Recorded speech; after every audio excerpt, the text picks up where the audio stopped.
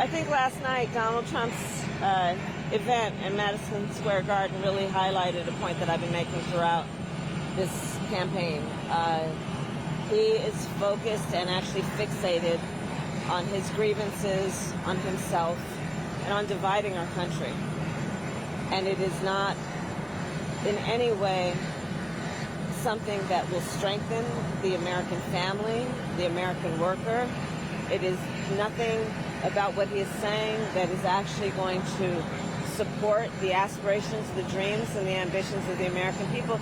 It is absolutely something that is intended to and is fanning the fuel of trying to divide our country. Hello, everybody. How are you today? And if you have been living in Iraq, you did not know that Donald Trump had a rally at Madison Square Garden last night to the complete dissatisfaction of the left. And of course, we have MSNBC here. These guys, this is the most unhinged bunch of folks I think I have ever come across. With racist Madison Square Garden rally, Trump and his allies prove Democrats' point. Okay, again, they're going to run this into the ground because this is all the Democrats have. All the left has, all Kamala Harris has, is this racist diatribe. And, I mean, honestly, this is one of those things, man. I mean, hey, somebody brought this up earlier today. I forget who. But think about it. How many protests did you see out there last night? How many protests did you really see highlight out there last night? Okay? They weren't big if they were out there. All right? People are done with this, man. People are done with the Trump hate. But it's going to be MSNBC and outlets like this, the leftist media, who are going to trump this into the ground, okay, because they're really supporting Kamala Harris. Madison Square Garden, New York City, is generally known as a venue for entertainment and the arts, but it has been known to hold an occasional political event. In 1939, for example, Nazis held a rally at MSG, billed at the time as mass demonstration for true Americanism. Let's see. Okay. I think it was Bill Clinton in 92 that held a rally at Madison Square Garden. Jimmy Carter, before that, in 1976, he held one in Madison Square Garden. Were they Nazi rallies? I think they were there to promote America and to promote their ideals, but I don't think they were called Nazis. After Donald Trump's campaign announced plans to hold a 2024 rally in the same venue, a variety of Democrats, including a New York state senator and a leader of the Jewish Democratic Council of America, drew parallels between his scheduled event and the 1939 gathering. Indeed, former Secretary of State Hillary Clinton last week warned that Trump would effectively be reenacting the Nazis' event in the same arena, adding, "I don't think we can ignore it."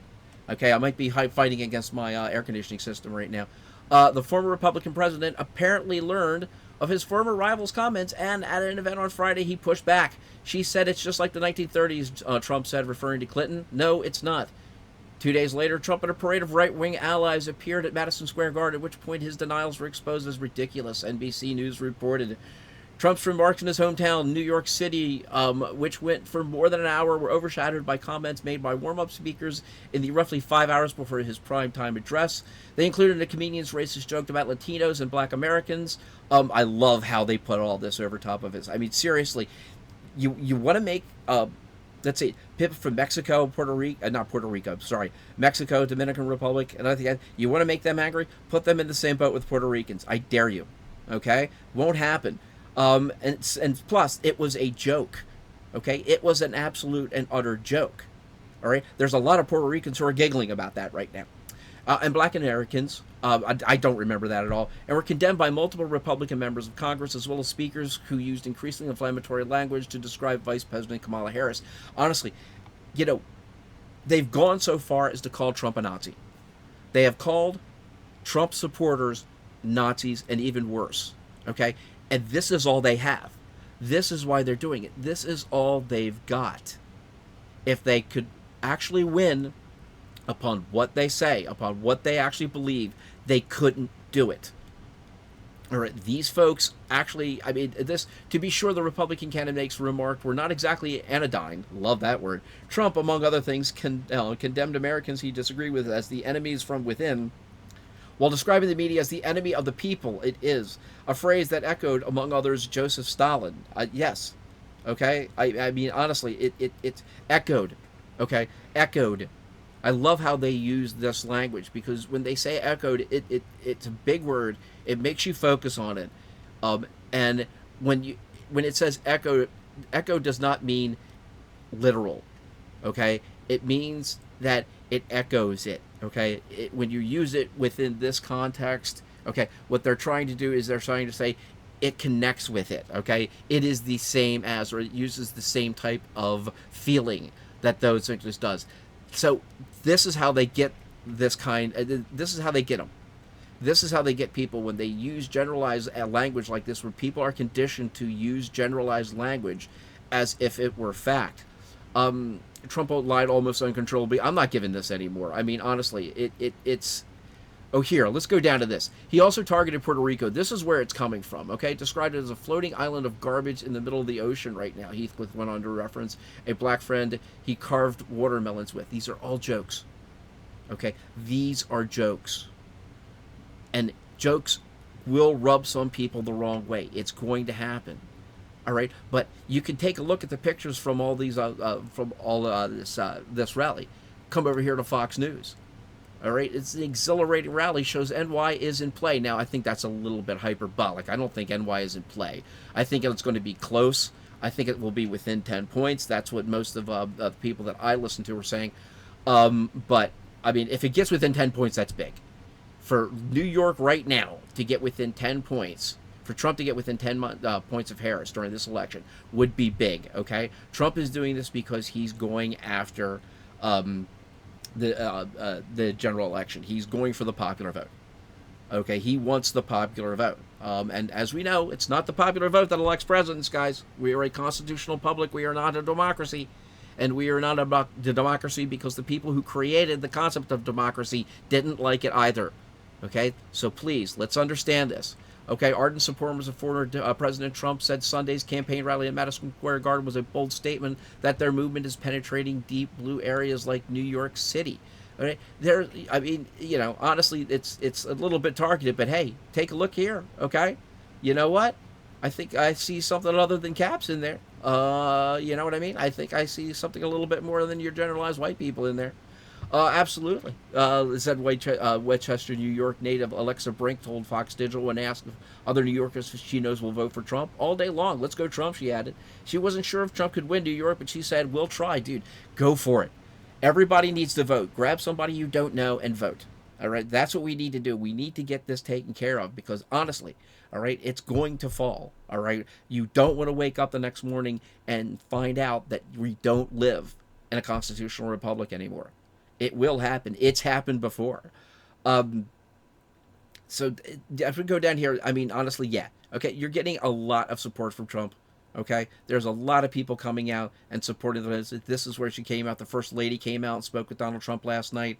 Elon Musk came out last night. Elon Musk was hilarious with the dark Gothic MAGA. And you have here at the New York Post, of all the people that were there, Hulk Hogan, I said Elon Musk, Tucker Carlson brought the house down. Okay, Tulsie Gabbard was there. I cannot believe that she switched over to the Republican Party. I'm not even going that far.